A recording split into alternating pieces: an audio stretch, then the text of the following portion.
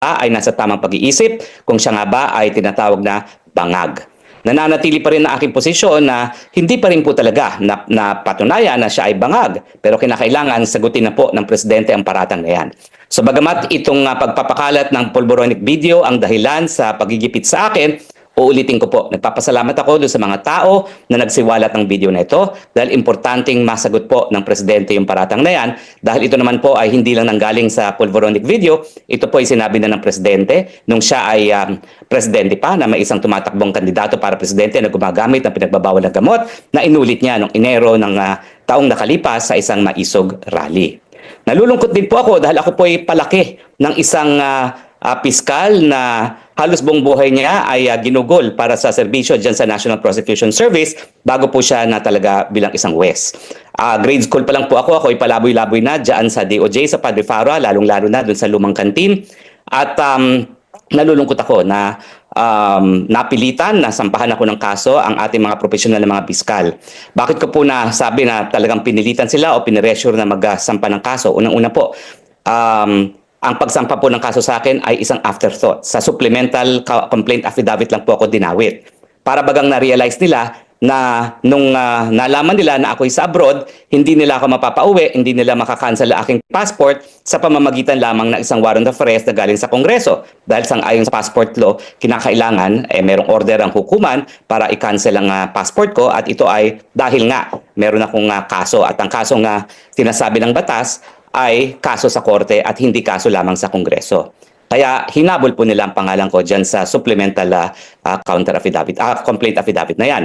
Pangalawa, napakatagal po bago maresolba ng DOJ yung complaint affidavit ng PNP. Dapat po yan within 90 days. Yan po ay nakasaad sa kanilang rules.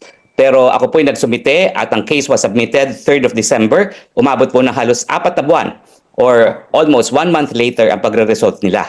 Ang aking tingin po doon sa extra month na lumipas bago ma-resolve yan, talaga na-pressure yung members ng prosecution panel. So akin mensahe po sa kanila, naniniwala naman ako sa kanilang katapatan. Dahil 34 years na po ako nagpa-practice, karamihan po ng kaso ko ay bilang isang private prosecutor at talaga naman pong kapit-bisig ako sa mga public prosecutor sa mga kasong hinarap ko. No?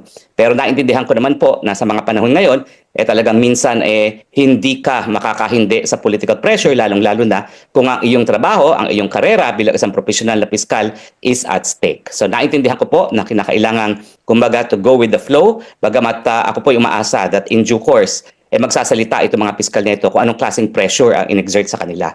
Naniniwala po ako sa kanilang katapatan at ang tingin ko po matindi talaga yung pressure na na-apply sa kanila.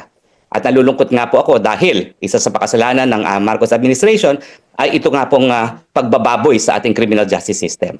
Ngayong ginagamit na po nila ang politika para sa desisyon kung kakasuhan o hindi ang isang tao para sa isang non-bailable offense at that, talaga pong ito po ang dahilan kung bakit masisira ang pagtiwala ng ating taong bayan sa ating criminal justice system. No? Gaya ng nasabi ko, ako po'y pinalaki na isang taga National Prosecution Service at narinig ko mga kwento po sa panahon ng martial law pa, no? Na talagang hindi po talaga nag-give in sa pressure yung nagpalaki sa akin.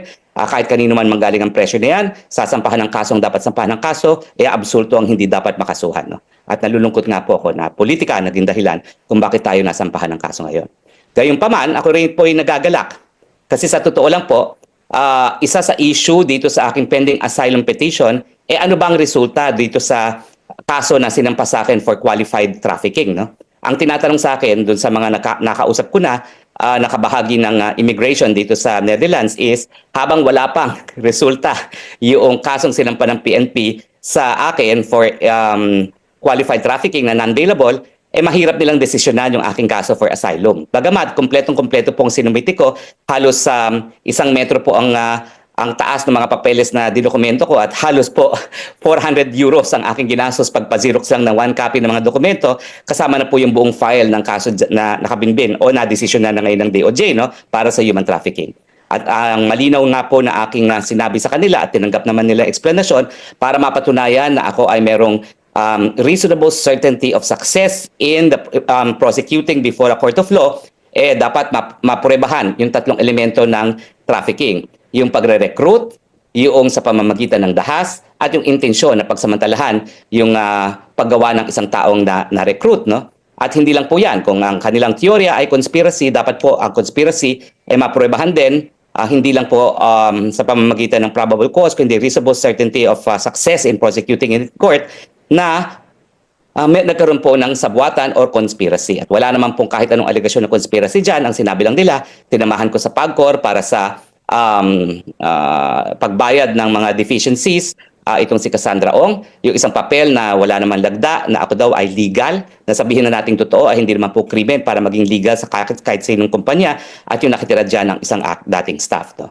So malinaw po na hindi man lang napakita na ako po ay gumawa ng kahit anong elemento ng trafficking, at malinaw po na wala rin kahit anong ebidensya na nagpapatunay na meron pong conspiracy. Kaya nga po sinabi ko na isa pa sa karagdagang kasalanan ng Marcos administration ay yung pagbababoy ng ating sistema ng criminal justice system. At ang pagsampa ng non-bailable charge laban sa akin ay isang malaking pruweba na talagang meron pong miscarriage of justice, at kampante po ako ngayon na sa desisyong ito, bagamat hindi ko pa nakikita ang resolution, mapapatunayan ko na ito pong kasong sinampa sa akin ay tinatawag na unjust prosecution dahil wala pong kahit anong basihan yan. At dahil ang unjust prosecution po ay isang form of political persecution, naniniwala po ako na magagrant po ang aking asylum. Ngayong isasampa po sa hukuman itong kasong ito, lilinawin ko lang po. Hindi po ako pugante. Ako po ay isang bona fide asylum seeker. At ang karapatan naman na humingi ng asylum ay aking karapatan bilang isang mamamayan ng mundong ito. Ito po ay napaka-importanteng karapatang pangtao which literally makes the difference between life or death. No? At syempre po, gagamitin din natin yung pag-aaral gaya ng mga grupong regress na nagsasabi na ang ating mga prison conditions are torturous. No? Meron na po kaming kaso na sinampa laban sa gobyerno ng Pilipinas sa Korte Suprema, hindi nga lang po napagbigyan, pero ito pong kaso na Albert Wilson versus Government of the Philippines ay nagsasabi nga na ang Pilipinas ay hindi tumutupad sa kanyang katungkulan doon sa tratado laban sa torture dahil ang mga prison conditions natin are torturous. At dahil torturous nga po ang description ng international community sa ating mga preso, at ang aking kaso ay non-bailable, ibig sabihin po, madali ko ng patunayan na I will be subjected to torture kung maikukulong ako sa isang kulungan ng Pilipinas. Yan lang po, at ngayon po, kung meron po kayong mga katanungan, pwede nyo na pong itanong ngayon. Hi, Attorney Roque. Namit po from TV5. Let's go ahead. Sir, ang sabi po ng Department of Justice, haharangin daw po nila yung asylum request nila sa Netherlands once na lumabas yung arrest warrant from the court. Susulat daw po yung Department of Justice sa government ng Netherlands to inform them na meron nga daw po kayong pending na warrant of arrest. Reaction niyo po on that, sir? Gawin nila yon kung gusto nilang gawin. Sa Timor-Leste nga, hindi na sila nagtagumpay sa kaso ni Arnie Teves. Dito pa kaya sa Netherlands na pinagyayabang nila na they are the capital of human rights and the rule of law. Kahit anong pagtutulpo nila, yan ay magiging pruweba pa na talaga namang merong unjust prosecution, dahilan para talagang matuluyan ng mag-grant ang aking asylum. So maraming salamat din sa kanila dahil ito nga ay mabuting pangyayari, wala nang kaduda-duda ngayon, mag-grant ang aking asylum. Okay, meron pa kayong mga katanungan? Thank you po, sir. Yun ang point na lang. Okay. Thank you, sir. Thank you. So kung wala na kayong katanungan, Attorney. yes, Jason? Yes po. Attorney, gusto ko lang po itanong, sa tingin niyo po ba itong sinampa po sa inyo ng Department of Justice ay may kinalaman po ito sa mga pamilya Duterte since kilala po kayong kalyado ng mga Duterte, lalo na kay Vice President Sara Duterte at naging secretary rin po kayo, bahagi po kayo ng kabinete ni dating Pangulo Rodrigo Duterte. Wala na pong ibang dahilan sa kanilang pagsamba ng kaso na non-bailable laban sa akin kung hindi ang aking malapit na relasyon sa pamilyang Duterte. Kaya ng aking sinabi kanina, talagang pinag-iinitan nila ako sa mulat-mula doon pa lang sa Quad Committee ng Kongreso dahil akong pinagbibintangan nila na nagpakalat nitong pulvoronic video. Alam ko po yan dahil ako naman po ay naging kongresista at yan ang nagiulat sa akin ng mga malalapit kong kaibigan sa Kamara.